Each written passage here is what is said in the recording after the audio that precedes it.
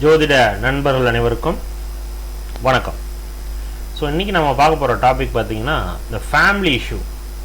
அதாவது நிறைய பேருக்கு பார்த்திங்கன்னா குடும்ப பிரச்சனையினால் ரெண்டு பேர் பிரிஞ்சிருப்பாங்க. நிறைய லைவ்லேயே பார்த்திங்கன்னா நிறைய பேர் போட்டிருக்குறாங்க, கணவன் மனைவி பிரிஞ்சிருக்கிறோம், எப்போ சேருவோம், ரீயூனியன் ஆகுமா ஆக மாட்டோமா, டிவர்ஸ் ஆகிடுமா, இல்லை அடுத்த கேள்வி அடுத்ததாக ரெண்டாவது மேரேஜ் இருக்கா இல்லையா அப்படிங்கிறதெல்லாம் கேட்பாங்க.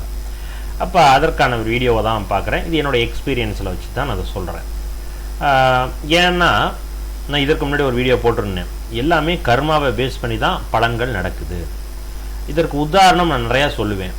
எப்படின்னா, ஒரு ஜாதகத்தில் தோஷம் இருந்துச்சுன்னா, இங்கே தோஷங்கிறது எதை வச்சு சொல்கிறோம்? குடும்பஸ்தானத்தில் 2வது பாவகத்தில் 7வது பாவகத்தில் பாவகிரகங்கள் இருந்துச்சுன்னா தோஷம். இதுதான் தோஷமா?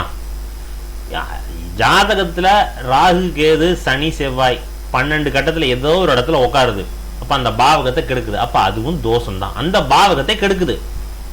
ஓகேவா? 6வது பாவகத்தில் ராகு கேது சனி செவ்வாய், அப்போ என்ன அர்த்தம்? 6வது பாவகம் தோஷம். அப்போ 6வது பாவகம் தோஷம்னா என்ன? அவருக்கு கிடைக்காது, வேலை இல்லை, வேலையில் திருப்தி இல்லை, சொந்தத்தில் தாய்மாமன் வழி உறவு இல்லை, தாய்மாமனே இல்லை. புரிஞ்சுக்கிட்டீங்களா? அப்போ இந்த மெத்தடில் அந்த தோஷம் வேலை செய்யும். இதை நம்ம முக்கியமாக திருமணத்திற்கு தான் நம்ம பயன்படுத்துகிறோம். அப்போ இந்த மாதிரி பாவகிரகங்கள் ஆக்சுவலாக பார்த்தீங்கன்னா குருவும் சுக்கிரனை தாண்டி மற்ற எல்லா கிரகமும் பாவகிரகம் தான். அதில் 15 நாள் சந்திரன் பாவகிரகமாக வருவார் தேய்பிரையில், மீதி 15 நாள் சுபகிரகமாக வேலை செய்வார். ஸோ அப்படி பார்த்தீங்கன்னா கூட உங்களுக்கு சந்திரன் 15 நாளுக்கு சுபகிரகமாக வேலை செய்வார். மற்றபடி புதன் தனிச்சிருந்தால் தான் சுபகிரகம், இல்லைன்னா அதுவும் பாவகிரகம். அப்போ இப்படித்தான் பலன்கள் இருக்குது, பலன்கள் நடக்கும். அப்போ இந்த மாதிரியான பாவ கிரகங்கள், அதுலேயும் முக்கியமாக நம்ம மென்ஷன் பண்ணுறது ராகு கேதுக்கள் சனி செவ்வாய், இதெல்லாம் 2வது பாவகத்தோடு அல்லது லக்னத்துக்கு 7ஆம் இடத்துக்கு அல்லது 8ஆம் இடத்திற்கு 2ஆம் இடத்திற்கு அல்லது 2ஆம் இடத்தை பார்க்கக்கூடிய செவ்வாய், 2ஆம் இடத்தை பார்க்கக்கூடிய சனி அல்லது 7ஆம் இடத்தை பார்க்கக்கூடிய சனி, 7ஆம் இடத்தை பார்க்கக்கூடிய செவ்வாய். நான் ஏன் அதை பார்க்கக்கூடிய, ஏன் அதை மென்ஷன் பண்ண மாட்டேங்கிறேன்? ஏன்னா சனிக்கு ஸ்பெஷல் பார்வை 3 மற்றும் 10ஆம் பார்வை இருக்குது. அப்ப சனியினுடைய 3 மற்றும் 10வது பார்வை 7ஆம் இடத்து தொடர்பு இருக்கா? அது தோஷம். அதே போல செவ்வாய் 4 மற்றும் 8வது பார்வை ஸ்பெஷல் பார்வை. அப்ப அந்த 4 மற்றும் 8வது பார்வை அந்த 7ஆம் இடத்திற்கு இருக்கா அல்லது 2ஆம் இடத்திற்கு இருக்கா? அப்ப தோஷம். ஸோ இதெல்லாம் தோஷம் குடும்ப வாழ்க்கையில. இப்படிலாம் இருந்தால் தானே திருமண முறிவு, குடும்ப பிரச்சனை. இந்த மாதிரி எதுவுமே இல்லை, ஆனால் குடும்ப பிரச்சனை, குடும்ப பிரிவு. அப்போ காரணம் என்ன அப்படிங்கிறத பார்க்கணும். இப்போ இதெல்லாம் நம்ம பார்க்கும் பொழுது, ஓ இப்படியும் நடக்கும்ல, இதுவும் நடக்கும்ல, அப்போ என்ன, ஏன் அப்படி நடக்குது? இப்போ நான் உங்களுக்கு சொன்ன புரியும் பாருங்க. ஒருவருக்கு மேஷ லக்னக்காரர்களுக்கு 2ஆம் இடத்துல சுக்கிரன் ஆட்சி. இப்போ மேஷ லக்னக்காரருக்கு யார் திருமணத்தை கொடுப்பா? சுக்கிரன். அவர் மட்டும்தான் திருமணத்தை தரணும். ஏன்? மேஷ லக்னத்துக்காரருக்கும் அண்டு விருச்சிக லக்னக்காரருக்கும் திருமணத்தை கொடுக்கக்கூடிய ஒரே கிரகம் சுக்கிரன். மற்ற 10 லக்னக்காரர்களுக்கும் திருமணத்தை கொடுப்பதற்கு 7வது பாவகாதிபதினு ஒருத்தர் இருப்பார். அது இல்லாம கலஸ்திர காரகம் சொல்லக்கூடிய சுக்கிரன், இவங்க 2 பேரும் எலிஜிபிள் திருமணத்தை கொடுப்பதற்கு. ஆனா மேஷ லக்னத்திற்கும் விருச்சிக லக்னத்துக்கும் மட்டும் சுக்கிரன் மட்டும்தான் எலிஜிபிள். அப்ப மேஷ லக்னக்காரருக்கு சுக்கிரன் 2ஆம் இடத்துல இருந்து அவர் தான் திருமணத்தை கொடுக்கணும், சரியா? ஆனா திருமண முறிவு, திருமணம் முறிவுங்கிறத விட அது தோஷம் எப்படி வேலை செய்யுது தெரியுங்களா? கல்யாணத்துக்கு முதல்ல வந்து நின்றுச்சு, 10 நாளுக்கு முன்னாடி இந்த கல்யாணம் நின்று போச்சு, பிரச்சனையாகி நின்று போச்சு. அப்ப அந்த தோஷம், இதுவும் தோஷம். நல்ல வேலை அவங்க என்ன பண்ண புண்ணியமோ கல்யாணத்துக்கு முன்னாடி நின்று போயிடுச்சு. அப்ப இது நடக்கக்கூடாதே, ஏன் நடந்துச்சு? ஓகேவா? ஏன் நடக்கக்கூடாது, ஏன் நடந்தது? இப்போ அதே போல் இப்போ இந்த காலகட்டம் 2023, 24 இந்த காலகட்டங்களில் மீன லக்னக்காரர்கள் ஒருத்தர் ஜாதகம் பார்க்கணும். 2ஆம் இடம் சுத்தம் சூப்பராக இருக்குது. செவ்வாய் உங்களுக்கு 10ஆம் இடத்துல பலமாக நிற்கிறாரு, சூப்பராக நிற்கிது, நட்பு வீட்டில் நிற்கிறார். அவர் குடும்பஸ்தானம் நல்லா நிற்கிது. ஆனால் திருமண தோஷம் நடந்திருக்குது, திருமண குடும்ப கணவன் மனைவி பிரச்சனைகள் கொடுத்துருக்கு, பிரிவுங்கிறது கொடுத்துருக்கு. அப்போ காரணம் என்ன? 2க்குமே ஒரே பலன், கோச்சார கிரகங்கள். எப்படி சார் அப்படின்னா, இப்போ நான் ஃபர்ஸ்ட் சொன்னேன், மேச லக்னக்காரருக்கு 2ஆம் இடத்துல சுக்கிரன் இருந்து சுக்கிரதச சுக்கிர புத்தி ஏதோ ஒரு சுக்கிர புத்தி போனுச்சு அவருக்கு. அது 2021 வருடம் நடந்த சம்பவம். அப்போ 2021 நம்ம அப்படியே டைம் டிராவல் பண்ணி பேக்ல போய் அன்னைய காலகட்டம் கிரக கோச்சாரம் என்னன்னு பார்த்தீங்கன்னா, அந்த ரிஷப வீட்டில் கோச்சாரத்தில் ராகு நிற்பாரு. அப்ப ராகு சுக்கிரனை நெருங்கும் பொழுது மேச லக்னத்துக்கு 2ஆம் வீடாக வரும்பொழுது அந்த குடும்பஸ்தானத்தை பிரச்சனை பண்ணுது. ஆனா அவர் ஜாதகத்துல தோஷம் இல்லை, அவருக்கு குடும்ப பிரிவு வரக்கூடாது. ஆனா அவர் குடும்பம் ஆகல. முதல் ஸ்டெப் திருமணம் எடுத்து வைக்கிறாரு, வச்ச உடனே பிரச்சனை. கல்யாணத்துக்கு 10 நாளுக்கு முன்னாடி கல்யாணம் நின்று போயிடுச்சு. அப்ப பிரச்சனைகள் கொடுத்துருச்சு, தோஷத்தை கொடுக்குது. ஜாதகத்தை நீங்க எங்க தேடினாலும் அந்த பலன் கிடைக்காது. அப்ப இந்த சம்பவம் ஏன் நடக்குது? ஒன்று. அதே பலன் இப்போ நான் சொன்னேன், மீன லக்னக்காரருக்கு இந்த 24ஆம் வருஷம் 2024 மீன லக்னக்காரருக்கு அதே மாதிரி 2ஆம் இடத்துல செவ்வாய், வீட்டின் அதிபதி செவ்வாய் 10ஆம் இடமான தனுசுல உட்கார்ந்துருக்காரு. நல்ல பலமாக தான் திக்பலமாக நிற்கிறாரு. 2ஆம் வீட்டுக்கு எந்த ஒரு பாவகரமும் இல்லை, ஆனால் தோஷம் கொடுத்துச்சு, குடும்ப பிரிவை கொடுத்தது. ஏன்னா இப்போ நான் சொன்னேன், சனியினுடைய 3வது பார்வை கோச்சாரத்துல சனி எங்க நிற்பாரு? 2024 கும்பத்துல இருப்பார். அப்ப கும்பத்துல இருக்கக்கூடிய சனியினுடைய 3வது பார்வை மேசத்தை பார்க்கும் பொழுது அந்த வீட்டை ட்ரிகர் பண்ணுது, அந்த வீட்டில் ஒரு பிரச்சனையை கிரியேட் பண்ணி கொடுக்குது. அதனால குடும்ப பிரிவுங்கிறத கொடுக்குது. சரியா? அப்ப இதுக்கு பின்னாடி கர்மான்னு ஒன்று இருக்குது. இப்ப எப்படி சார் கர்மான்னு சொல்றீங்க? இப்ப நான் இந்த கேள்வி கேட்கிறேனே, ஏன் சார் இவருக்கு சுக்கிரன் பலமா நிக்குதுல, கரெக்ட் சுக்கிர புத்தி உள்ள வர நேரத்தில் ஏன் அந்த இடத்துல ராகு அந்த இடத்துக்கு வர்றாரு? ஏன் அந்த காலகட்டத்தில் இவங்க போய் திருமணத்தை ஃபிக்ஸ் பண்றாங்க? ஏன் பண்ணணும்? யார் எழுதி வச்சா? சார் இது அப்படியே இயல்பா நடக்குது சார் அப்படி சொல்லக்கூடாது. எல்லாமே ப்ரீ ப்ரோக்ராம்டு. ஸோ அப்ப ஏதோ ஒன்று நம்மளே அந்த இடத்துக்கு நகர்த்துது, அந்த காலகட்டத்தில் அந்த செயலை செய்ய நம்மளே முற்படுத்த வைக்குது. அதுதான் விஷயம். அப்ப இதுக்கு பேர் தான் கர்மா. அப்ப இந்த காலகட்டம் இந்த கிரகம் தசாபுத்தி வரும்பொழுது இந்த கோச்சார கிரகம் இப்படி வந்து இந்த சம்பவத்தை கொடுக்கணும்னு விதி இருக்குது. நான் ஏன் அதை கொடுக்கணும்னு அன்னைய காலகட்டத்தில் வருது? ஏன் ஃபர்ஸ்ட் அந்த 2021 ஒருத்த நடந்த சம்பவத்துக்கு சுக்கிர புத்தி அன்னைக்கு வராமே இருக்கட்டுமே, அவருக்கு குடும்ப பிரிவுங்கிறது தோஷங்கிறது நடந்திருக்காது. ஏன் அவருக்கு நடந்துச்சு? ஏன் கரெக்டா அன்னைய காலகட்டம் சுக்கிர புத்தி அவருக்கு வந்தது? ஏன் அன்னைய காலகட்டம் ராகு அந்த இடத்துக்கு வந்தது? ஏன் அவருக்கு மேச லக்னத்தில் அவர் பிறக்கணும்? இப்போ இது எல்லாம் கனெக்ஷன்ஸ் இருக்குது. இது எப்பப்போ நடந்துச்சு, ஆனால் எல்லாமே ஒரு இடத்துல கனெக்ட் ஆகி நிற்கிது. இது எல்லாமே டிஸ்கிரைப் பண்ணவே முடியாது. அப்போ இதற்கு பின்னாடி இருக்கக்கூடிய சம்பவம் என்ன சொல்லுது? இது ஃபேக்ட், விதி, கர்மா. இதெல்லாம் அனுபவிக்கணும்னு விதி, அதை ப்ரீ ப்ரோக்ராம்டு அப்படின்னு நான் சொல்கிறேன். இந்த பாயிண்ட்டை நீங்கள் புரிஞ்சுக்கணும். இது என்னோட எக்ஸ்பீரியன்ஸில் பார்த்த சம்பவம். சரியா? இது அப்படியே தாரதோஷம் குடும்ப பிரிவுக்கு நம்ம எடுத்துட்டு வருவோம். சரியா? குடும்ப பிரிவை தடுக்க முடியுமா அப்படிங்கிறதான் டைட்டில். அப்ப 2வது பாவகம் நான் எப்பவுமே என்னுடைய கிளைண்ட்ஸ்க்கு திருமண பொருத்தம் யாராவது வந்தாலும் சரி, அல்லது ஜாதகத்தில் குடும்ப பிரிவு வந்துருமா வராதா, இல்லை பிரச்சனையா இருக்கு சார், எதுவாக இருந்தாலும் நான் முக்கியத்துவம் கொடுக்கக்கூடிய பாவகம் 2வது பாவகம். அப்போ அந்த 2வது பாவகம் தெளிவாக இருக்கான்னு நான் பார்ப்பேன்.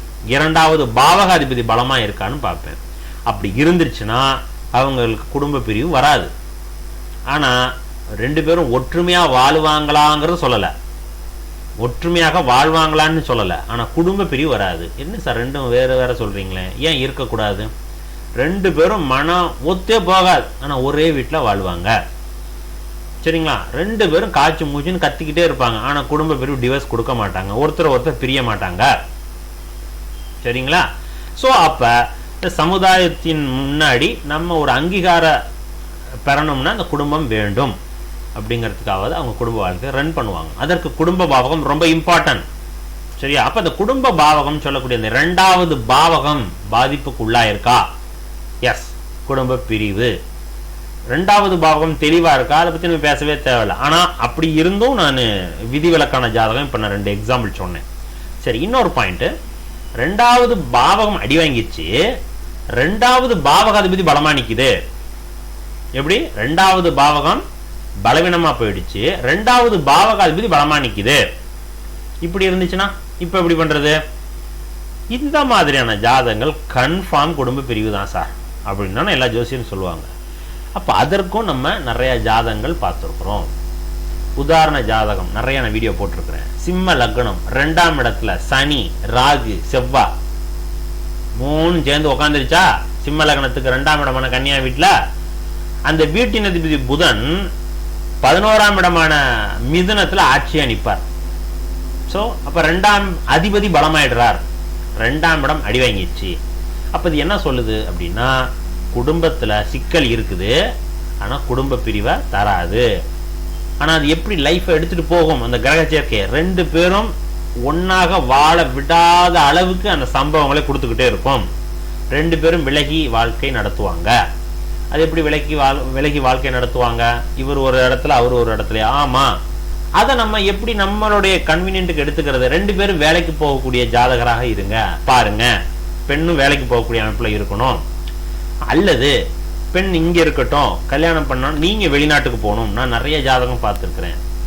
கல்ஃப் கண்ட்ரியில் வேலை செய்யக்கூடிய நிறைய ஜாதகம் 90% ஜாதகத்தில் 2வது பாவம் அடி வாங்கியிருக்கும். சரியா? 2வது பாவம் அடி வாங்கினாதான் இந்த 1 வருஷம் 2 வருஷம் வேலை உள்ள ஆட்கள்லாம் சொல்லலை. சார் நான் ஒரு 7-8 வருஷமா நான் வேலை செஞ்சுட்டு இருக்கேன் சார், 10 வருஷமா வேலை செஞ்சுட்டு இருக்கேன் சார் சொல்லுவாங்க பாருங்க. அவங்க ஜாதகத்தில் நான் கண்ணை மூடி சொல்லுவேன், அவங்க ஜாதகத்தில் 2ஆம் இடம் அடி வாங்கி நிற்குது. ஆனால் அவங்க குடும்ப பிரிவு போக மாட்டாங்க, டிவர்ஸ்க்கு போக மாட்டாங்க. ஓகே, அப்போ காரணம் என்ன? 2வது பாவம் கெட்டு போனாலும் பாவகாதிபதி பலமா நிற்கிறாருன்னா குடும்ப பிரிவை தராது, ஆனால் குடும்பத்திலேருந்து விலக்கி வச்சு குடும்பம் ஒன்றாக இருக்க வச்சுட்டு இருக்கும். சரியா? அப்போ எல்லாம் இப்போ 2ஆம் பாவகம் கெட்டு போய் அதிபதி பலமாக இருந்துச்சுனாலே அவங்க 2 பேரும் சேரக்கூடாதா சார் அப்படின்னா, அதற்கான விதிகள் என்ன சொல்லுது? அதை எப்படி மாற்றிக்கிறது? 2 பேரும் வேலைக்கு போகக்கூடிய நபராக இருக்கணும். வேலைக்கு போகலன்னா கூட அலைந்து திரிந்து செய்யக்கூடிய வேலையாக அந்த கணவருக்கு இருக்கணும். சரியா? அல்லது வேலைக்கு தூரமாக சென்று கொண்டு வரக்கூடிய நபராக இருக்கணும். பக்கத்தில் இருக்கக்கூடிய வீடு பக்கத்தில், ஆஃபீஸ் பக்கத்தில் இருக்கக்கூடாது, தொலை தூரமாக இருக்கணும். இதெல்லாம் விதிவிலக்கு. இப்படிலாம் இருந்துச்சுன்னா அந்த தாரதோஷத்தினுடைய அளவு, வீரியம் குறைக்கப்படுகிறது. சரிங்களா? ஸோ இது இந்த பாயிண்ட்லேருந்து தான் நான் அந்த ஃபார்முலாவை எடுத்தேன். Problem inversely proportional to distance. So அப்போ ப்ராப்ளம் இருக்குது 2ஆம் பாவத்தை. 2ஆம் இடத்தை விட்டு தூரமாக போக போக 2ஆம் இடம் இயல்பாக வேலை செய்யும், குடும்பம் நல்லபடியாக போகும், பெரிய அளவுக்கு சண்டை வராது.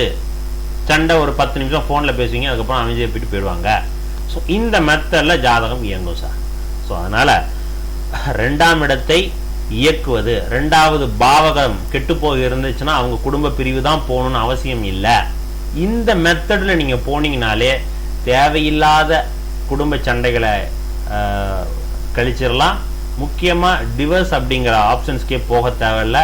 போய் அதுக்கப்புறம் மனம் வருந்தி, அதற்கப்புறம் ஏன்னா 7வது பாவகம் நல்லா இருக்கும், 2வது பாவகம் அடி வாங்கிச்சுன்னா மனைவி மேலே கணவன் மேலே ரொம்ப அன்பாக இருப்பாங்க, வேண்டா விருப்பாக கொடுத்துட்டு அதுக்கப்புறம் மனம் சங்கடப்படுவாங்க. இது மாதிரியான நபர்கள் தான் அதிகமாக கோர்ட் கேஸில் போய் ஃபைல் பண்ணி மனம் மருந்திக்கிட்டு ஏண்டா முடிவு எடுத்துட்டோமோ அப்படிங்கிற பாயிண்ட்லாம் இருப்பாங்க. ஸோ இதை இந்த மெத்தடில் பண்ணிட்டீங்கன்னா நீங்கள் அடுத்த ஸ்டேஜுக்கே போக தேவையில்லை, கோர்ட்டுக்கே போக தேவையில்லை. அதுக்கு முன்னாடியே நம்ம இதை ஸ்டெபிளைஸ் பண்ணிடலாம். இது மாதிரி ஜாதகங்கள் நிறைய பார்க்குறேன் நான். 2ஆம் இடம் அடி வாங்கி 2வது பாவகாதி அட்லீஸ்ட் நட்பு வீட்டில் இருந்தாலே போதும், அவங்க குடும்பம் ரன் பண்ணுவாங்க. ஓகே, எப்படி சார் சொல்கிறீங்க? சார் நல்லா பாருங்கள். இப்போ இந்த ஜாதகத்தில் இன்னைய காலகட்டத்தில் இப்படி இருக்குது. ஒரு 50-60 வருடங்களுக்கு பின்னோக்கி போய் பாருங்க, அவங்கெல்லாம் என்ன பண்ணுவாங்க? அவங்க பெண்ணுடைய ஜாதகத்தில் இப்படி இருக்குது, அவங்க குடும்பம் பிரிஞ்சு அவங்க என்ன அடுத்ததுக்கு போயிடுறாங்களா? என்ன போக மாட்டாங்க. ஆனால் அதை சகிச்சுக்கிட்டு வாழ்வாங்க. நான் இங்கே சகிச்சுக்கிட்டு வாழுன்னு சொல்லலை, அந்த சகிப்புத்தன்மையை குறைப்பதற்காக தான் விலகிக்கிங்க, சண்டை வராத அளவுக்கு விலகி வாழுங்க. அந்த விலகி வாழ்வதற்கான ஸ்பேசஸ் தான் வேலை நிமித்தமாக 2 பேரும் வேலைக்கு போகக்கூடிய அமைப்பில், ஒருத்தர் வடக்க வேலைக்கு போகிறார், இன்னொருத்தர் தெற்க வேலைக்கு போகிறார், 2 பேரும் ஈவினிங்கில் கனெக்ட் ஆகிக்கிறீங்க, ஜாயின் பண்ணுறீங்க, வீட்டில் பேசிக்கிறீங்க. அப்போ சண்டை போட்டால் வித்தின் ஒரு மணி நேரம் பேசுகிறீங்க, சண்டை போடுறீங்க, ரைட்டு. எவ்வளோ நாள் சண்டை போடுவீங்க? அடுத்த நாள் அடுத்த வேலை உங்களை துரத்திக்கிட்டே இருக்கும், லைஃப் ஓடிடும். ஓகே, ஸோ இந்த மெத்தடில் போயிட்டீங்கன்னா குடும்ப பிரிவு வராது, உங்களுடைய அன்னுன்யம் நல்லா இருக்கும், புரிதல்கள் நல்லா இருக்கும், வேறு வழி இல்லை. ஆனால் நீங்கள் மற்றவங்களுடைய கம்பேரிசன்ஸ் வச்சுக்கவே கூடாது. இந்த மாதிரி 2ஆம் இடம் பாதிக்கப்பட்டு உங்களுக்கு லைஃப் போகணும், எனக்கு குடும்ப வாழ்க்கை தான் ரொம்ப முக்கியத்துவம் கொடுக்கணுமே தவிர சார் அவர் மாதிரி நம்ம வாழ முடியல, ஒரு கப்புளாக நல்ல பெஸ்ட்டு இதாக வெளியில் போக முடியல, ஒன்றா இதாக பண்ண முடியல அப்படிங்கிறத பண்ணவே கூடாது. உங்கள் விரலுக்கேற்ற வீக்கம், அதற்கேற்ற மருந்து, அதற்கேற்ற செயல்முறை இப்படி தான் இருக்கணுமே தவிர அவருடைய ஜாதகம் வேறவா இருக்கும், சூப்பராக இருக்கும், விருச்சிக லக்னம் 7ல் சுக்கிரன் உட்காந்துருப்பார், அல்லது லக்னத்திலே சுக்கிரன் சந்திரன் உட்காந்து நிற்கும், மகர லக்னத்தில் 7ஆம் இடத்துல சனிச்சந்திரன் உட்காந்துருக்கும். ஸோ இதெல்லாம் நீங்கள் ஏதாவது வெளியில் பார்த்து ஒரு நல்ல அந்நுண்ணியமான கப்புள்ஸை பார்த்துருந்தீங்கன்னா இது அவங்க ஜாதகம் அப்படி இருக்கும், உங்கள் ஜாதகம் அது இல்லைல்ல அப்படிங்கிற பாயிண்ட் ஆஃப் புரிஞ்சுக்கணும். ஸோ இது இப்படியெல்லாம் நீங்கள் செயல்முறைக்கு கொண்டு வந்துட்டீங்கன்னா தேவையில்லாத பிரிவு, தேவையில்லாத டிவர்ஸுங்கிற எண்ணம் இதெல்லாம் தவிர்த்துக்க முடியும். சரிங்களா? இதை நீங்கள் அடுத்த கோர்ட் கேஸுங்கிற அடுத்த ஸ்டேஜுக்கு போக வேண்டாம். இந்த மாதிரியான விஷயத்துக்கு தான் சார் ஜோதிடம்ங்கிறது கண்டுபிடிக்கப்பட்டது. இதை நம்ம எப்படி பாசிட்டிவாக அணுகிறோம், பாசிட்டிவாக எப்படி மாற்றுறோம் அப்படிங்கிறது தான். இதையும் தாண்டி அந்த 2வது பாவகம், எந்த பாவகம், அந்த பாவகத்தை பலப்படுத்துங்க, குடும்ப வாழ்க்கை சிறப்பாக இருக்கும். அந்த பாவகத்தை எப்படி பலப்படுத்துவது? பரிகாரங்கிற முறையில். பரிகாரம்ங்கிறது நம்ம செய்யக்கூடிய செயல்முறை. இப்போ ஃபார் எக்ஸாம்பிள் மேஷ லக்னம் 2வது பாவகம் கெட்டு போச்சு, அப்போ அந்த 2வது பாவகத்தை பலப்படுத்துறது. இப்போ 2வது பாவகம் ரிஷபம், ரிஷபத்தினுடைய சிம்பிள் மாடு. அப்போ சிவன் இருக்கக்கூடிய வீடு, சிவன் ஆலயத்துக்கு செல்லுங்க, சிவன் ஆலயத்தில் இருக்கக்கூடிய மாட்டுக்கு தானியங்கள் கொடுங்க, அல்லது வெளியில் இருக்கக்கூடிய பசுக்களுக்கு தானியம் கொடுங்க, சாதுக்களுக்கு கொடுங்க, அன்னதானம் பண்ணுங்க. புரியுதுங்களா? நீர்மோர் பந்தல் வச்சு கொடுங்க ஒரு நல்ல நாள் கட்டு, இதுக்கெல்லாம் இது மாதிரிலாம் பண்ணும்போது அந்த பாவகத்தை பலப்படுத்துறது. இது மாதிரி ஒவ்வொரு பாவகத்துக்கும் ஒவ்வொரு பாவகத்துக்கும் நம்ம வீடியோ போட்டிருக்கோம், ஷார்ட்ஸ் இருக்குது, போய் பாருங்க, பிளேலிஸ்ட்ல இருக்கும். பரிகாரங்கள், எளிய பரிகாரங்கள் எப்படி பண்றது, அந்த பாவகத்தை இயக்குவது எப்படி அப்படின்னு போட்டிருக்கிறேன், அதை பார்த்தீங்கன்னா போதும். அந்த பாவகம் உங்களுக்கு 2வது வீடாக இருக்குதா, அந்த பாவகம் எந்த பாவகம், மேஷமா ரிஷபமா மிதுனமா, அந்த பாவகத்தை இந்தந்த செயல்முறையின் மூலமாக அந்த பாவகத்தை பலப்படுத்தலாம். இதுவும் ஒரு மெத்தட். ஓகே, ஸோ இதெல்லாம் பண்ணும் பொழுது தேவையில்லாத குடும்ப சண்டைகளை அவாய்ட் பண்ணலாம், குடும்ப பிரிவுங்கிறத தவிர்த்துக்கலாம். சரியா? ஸோ இந்த வீடியோ எதற்காக, தேவையில்லாத பிரிவை தவிர்ப்பதற்கு, அடுத்த ஸ்டேஜுக்கு போகாமல் முன்னாடியே அதற்கான ப்ரிகாஷன் பண்ணுறது, நம்ம ஜாதகத்தில் என்ன குறை நிறை அதற்கேற்ற செயல்முறையில் நம்ம ஈடுபடுறது, இதற்கான ஒரு வீடியோ. ஸோ கண்டிப்பாக பிடிச்சிருக்குன்னு நினைக்கிறேன். பிடிச்சிருந்துச்சுன்னா நம்ம சேனலை சப்ஸ்கிரைப் பண்ணிட்டு ஃபாலோ பண்ணிங்க. இன்னொரு வீடியோவில் சந்திக்கலாம். நன்றி, வணக்கம்.